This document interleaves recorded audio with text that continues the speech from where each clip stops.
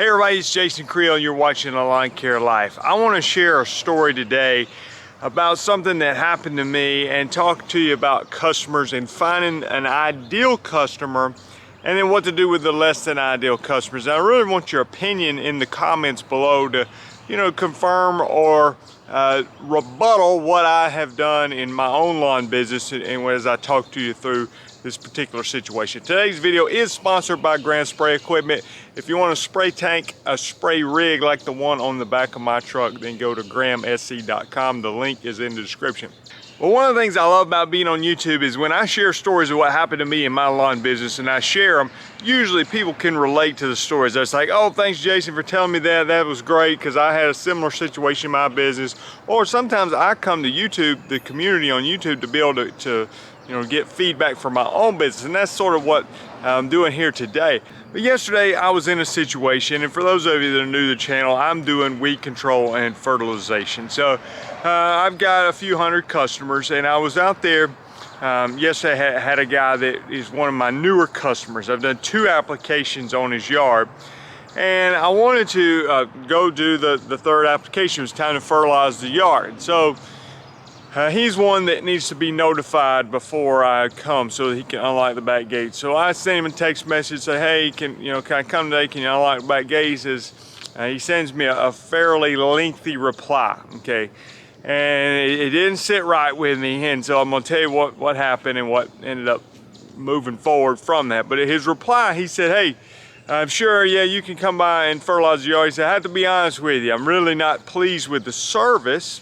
But I went with your company because you're local, even though you're $10 more than everybody else. Okay, that was the comment I got back. And so I don't like comments like that. And I looked back at my schedule, I looked through my software and say, well, how many treatments have I done for him? Because I knew, and I looked and I had done a treatment in, I think, late March was the initial application, and that's key. I want to mention that in just a second. And then I did a early season fertilizer in late April, I think, and now I was back for my heavy duty fertilizer to kind of keep it green for the rest of the year and spot treat for weeds and things like that. Well, anyway, the reason I say the late March was key for the first application was because that is after our crabgrass and a lot of our summer weeds have already germinated. Okay, and I try to explain that to the customer when I do the application. Say, listen, we're late on this application. I'm going to use a crab post-emergent, if you will, and also pre-emergent, and anyway, it's possible you're gonna end up with some weeds. Well, I go look at his yard yesterday. This was after the fact, and to me it had made great improvement, had good color. I thought it was doing as expected. But I go back to the text message. He also put in there that he had been hand pulling weeds every day for a month, okay? Or almost every day for a month. Now, all right, so in this situation, when I realized he's unhappy, I've done true treatments, and it's what we're gonna talk about in this video, he's not my ideal customer. And what does that have to do with anything? Well, if you're gonna be small business, okay, you're gonna be solo or just a one truck kind of business, which a lot of people are, or even if you're going to be bigger, but especially if you're small, I want to really emphasize to you finding ideal customers. Not everybody's going to be ideal. I mean, I don't know if you can fill up your whole route with just ideal customers, but you got to know what your ideal customer is, and I want to talk about that in a little bit. But I want to talk to you about what was not ideal about him. Okay, it wasn't nothing about him as a person or even where he I'll say where he lived was in a neighborhood I didn't have a whole lot of properties in. But when I originally talked to him and did the initial treatment, I encouraged my customer. I said, hey, listen, I email my invoices at the end of the day, and you can pay with a credit card or online bill pay or whatever you pay. Now, me, Jason, here talking, my ideal customer, I email the invoice, they pay with a credit card. That's what I prefer. The reason being is when they pay with a credit card, I used to get all worked up over the 2.85% fees or whatever it is, but now I like the fact that the software I use, it automatically marks the invoices paid. Where if I get a check, it's fine. I can deal with that. I still prefer to email the invoices, but with a check, I got to go in there and manually enter in the check and show it as paid. Then I got to go to the bank and deposit the check. You know, you get it. There's a little extra work there. To me, the 2.85% is worth it just to have it marked as paid and not have to deal with it. Well, he wants to pay with a check. Okay, that's all right. That's fine. I can't remember if he emailed the invoice or not. He may have wanted a paper invoice instead of email. I can't remember. But if so, that would have definitely fallen under the non-ideal. And you may be saying, Jason, don't deal with that. You just make them do it exactly the way you want. If you want credit card, make them pay for it. I allow some flexibility, but again, I would like them to be in these ideal. I'm picturing what an ideal customer is for me. And after the first treatment I did on his yard, you know, oh, and I call him to notify ahead of time. Now, I don't normally call and notify customers ahead of time. So again, it's not bad. It's not like I can't do that. I understand why some people need me to do that. They need to unlock a gate. They need to put a dog up, something like that. So it's fine, but I'm just telling you, it's part of also what's not ideal for me. With all that being said, he was still worthwhile as a customer. It's fine if I need to call you ahead of time. It's fine if you want to mail a check. You know, this no big deal. It's fine if you're in a neighborhood where I only have a couple other yards. No big deal. We're still doing it. He's still a good customer for my business until the complaining starts, you know, and I'm thinking he's not an ideal customer. And then after the first treatment, he texts me. He says, hey, can you come by my work and pick up cash? Well, no, I can't. I can't come by your work and pick up cash. I mean, I can, I guess. And I got another video I did a couple weeks ago where somebody had to chase the money around to get the cash and all that. But why can't I do that? Well, I've got hundreds of customers. I can't be driving all over town to your work to get the cash. Like I said, I just want you to pay your bill with the link that you click the link and pay with a credit card. It's done. That's what I want, okay? And so I explained, no, I can't come by there. I've got hundreds of customers. I can't be swinging by people's offices and picking up cash. And they think, you know, they want to pay me cash. I report my cash to the IRS just like it was a check or credit card. So it's not, I understand why people want to pay cash. They think they're doing me a favor, but that is not doing me a favor to have to come by there and get cash. So anyway, he was okay with that, mailed the check in. But then yesterday when they say, hey, the comments again, going through the text message, I've been pulling weeds every day for almost a month, or almost every day for a month. You're $10 higher than everybody else, okay, which I don't think I'm $10 higher than everybody else. I think his price was like 50 bucks. So you telling me that everybody else is 40 bucks, I want to know who everybody else is. And I'm telling you, on this yard, 50 bucks is not unreasonable. And his yard was on a hill, and his yard has strips of grass that are thin. So it's not like I can just get my machine out and go back and forth, back and forth. You got the little narrow strip between the sidewalk and the curb, all that.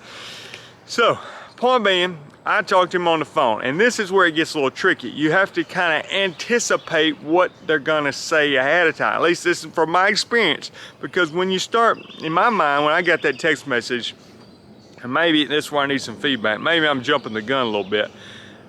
I know right now I want out of this customer relationship. I know immediately when I read that text, and then I start thinking, I've only done 2 treatments. He asked me to come by his office to get the cash. I've got to call him every time. He doesn't pay with a credit card. I'm thinking he's not an ideal customer, and he's complaining after 2 customers. I want out. And you say, Jason, you got to give people a chance. You can't jump, fire them right away. I'm not firing him right away. Maybe I made a mistake. Maybe he would have been a 10-year customer that would have been great, no complaints, and his yard would look good. But when I go by and look at his yard and there's very little weeds, and maybe it's because he's been hand pulling them, I don't know. But my understanding of having done this for quite some time is that this is just not going to work out, okay? It's kind of like if you're the manager of a baseball team, your pitcher goes out there, and the first batter, he walks him on 4 pitches, okay? The second batter, he drills him square in the back, okay? And I'm over there as the manager, I'm thinking, this is not going to work out, okay? It's not going to work out. Now, what can I do? And this is where the tricky part is with the customer. It's not going to work out. It's not going to work out with that pitcher. I need to get him out of the game without destroying, relationships and things. And that was my goal with this customer. I want to end the relationship, the business customer relationship, without destroying things, making him all mad and, you know, hate me and all that. So that's the goal. So here's what I did. And again, you gotta kind of have that in your mind ahead of time. What can I say to this guy to get it? So I called him, I said, hey, it's, you know, I've been doing this a while. I don't know that this is gonna work out a long time. I said, if you think that if you have somebody that's $10 cheaper that you think can do a better job, then I would just say, go ahead, let's go for that option. If I was the customer and I had somebody $10 cheaper that could do better, I would definitely want to hire that person. And he says, hey, I never said that they would do a better job. I said, well, I'm like, well, you said you've been hand pulling weeds for a month, so I mean, I'm assuming they're gonna do a better job. You know, I didn't say they do a better job. I said, well, I mean, you guys will make $10 cheaper. Anyway, they don't like being fired. Okay, I've come to, and I would, fired is really a strong word. They've hired you, they want you to do it, and they want the freedom to complain. I don't want, I'm okay, I've thought about it since then. I think if he would have said, hey Jason, got a few things I want to talk to you about on the yard. When you come out, can you give me a call so I can talk to you about it? You know, that's one thing. But when you say, hey, I've been hand pulling weeds for a month, you're $10 more than everybody, I'm like, hey man, you want out? You're gonna get out. No big deal for me, because I tell you what, I don't have trouble going and getting another customer. I don't have trouble, you know, it's no big deal. I mean, I can find somebody else to replace him, no big deal. So anyway, I immediately when I call him, talk to him, and I say that, hey, maybe be better move on, he gets defensive. And you kind of have to expect that. Again, it's like being a chess player. You almost need to think 2 or 3 moves ahead what he's gonna say. So I figured that's gonna be the reaction. He's like, so that's it, I complained one time, you wanna get rid of me? And I said, well, it's not that. I didn't go into what my ideal customer is and what my ideal customer is not. About, you know, I wish you'd pay with a credit card. I wish you wouldn't ask me to come by your work and get cash. I wish I didn't have to call you every time to unlock the gate. I wish I didn't have to leave a paper invoice. Yeah, I didn't go into all that because that's not gonna help the situation. I just, in my mind, said, well, no, you know, you think you got somebody better that's cheaper and all that. So I said, I'm not saying that I'm not mad at you. This is basically what I told her. I said, I'm not upset. I don't think there's any reason to be upset. I just been doing this a long time. I don't think it's gonna work out a long time. And I said, I do have an explanation for your yard if you have time to hear that. And he said, sure, I've got time for the explanation. I said, well, the explanation is this. I've done 2 treatments on your yard. The first one was a late pre-emergent because you signed up late. Normally we do our pre-emergent in January or February, and it's much more effective than doing it in late March. So it's understanding that you're gonna have some weeds. And then also there's weeds like nutsedge and things like that you're gonna have in the yard the pre-emergent's not gonna help with. And so when I sign up a yard in late March, I have no idea what kind of summer weeds are coming that summer. So, you know, but it's only been 2 treatments and it's just, you know, so anyway, I don't think it's gonna work out. And he said, yeah, that's a great explanation. You know, I said, yeah, I'm happy to provide an explanation, but I still don't think it's gonna work out. And so so we ended the conversation. He said, all right, well, we're just gonna leave as friends then. And I'll move on with somebody else. And I said, okay, sounds good. And that's exactly the outcome I wanted. I wanted to end the relationship. I wanted him to minimize the damage. Does he think I'm great anymore? No, he does not. He's probably not happy with his experience. I'm not happy with his experience as a customer with my company. It wasn't gonna work out. But I think I minimized the damage and I got out of it, and now I can move forward with the customers who appreciate my service, who don't complain about the price, and who I can provide outstanding service for. And let me say this, if all I did was lawn care 24/7, if I just woke up at 5 in the morning and started doing yards and anything somebody said, I'm the most outstanding customer service of all time. If you got a complaint, I'll run and take care of your problem, I'll run, take care of your problem, run, take care of your problem. You know, if that's all I had to do my whole life, that's fine. But I've got a family. I've even got a couple of extracurricular activities I would like to participate in from time to time. So I mean, I don't give my entire life to running a lawn business and putting out fires. So when I do these situations, when a customer that is not ideal is no longer on my list, I don't recall ever regretting it, because it maybe frees up a little more personal time for me. It's one less headache I have to deal with. And I'd say this, people that have never run a small business, it is a challenge. There are challenges to it, and it can be exhausting because it's on your mind all the time. So if I can relieve myself of one less text message that tells me I'm overpriced or I don't do a good enough job, then that's great. A text message like that is $50 is not worth that, or whatever it is. I don't want to deal with it, and so that's just my opinion. And there was one other thing in the text message. He said, "Hey, by the way, if it's not a big deal, can you spray the rock area in my backyard?"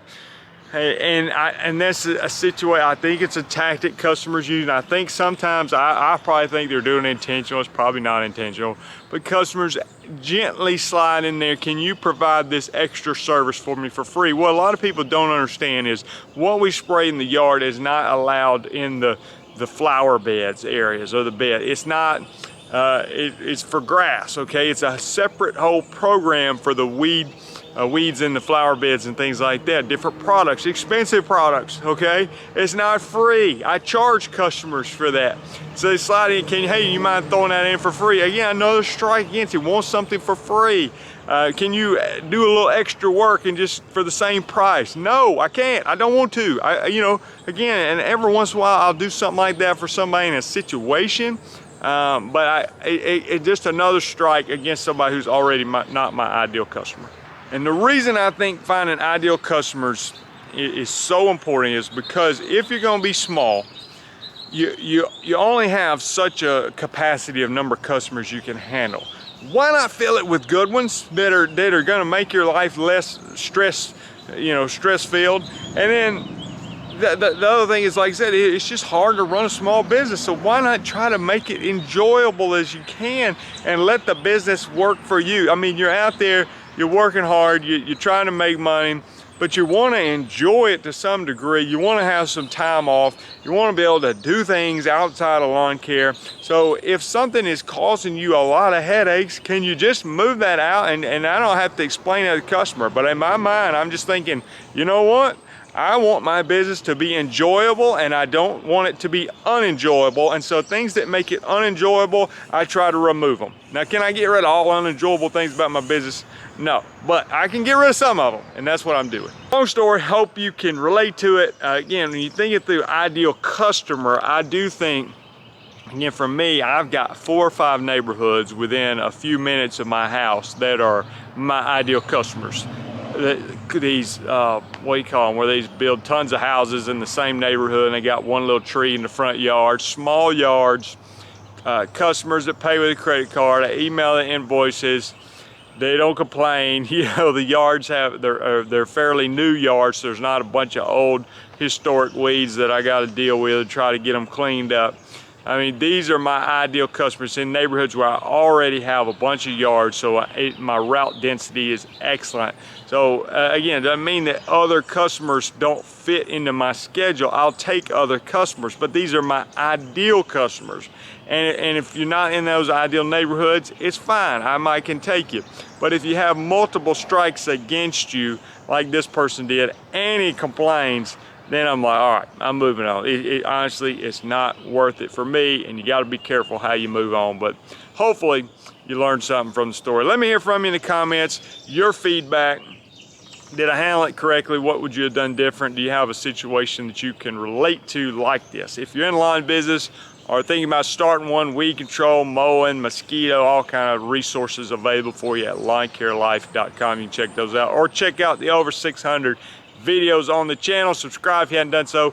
I'll talk to you guys later. I'm Jason Creel. Bye.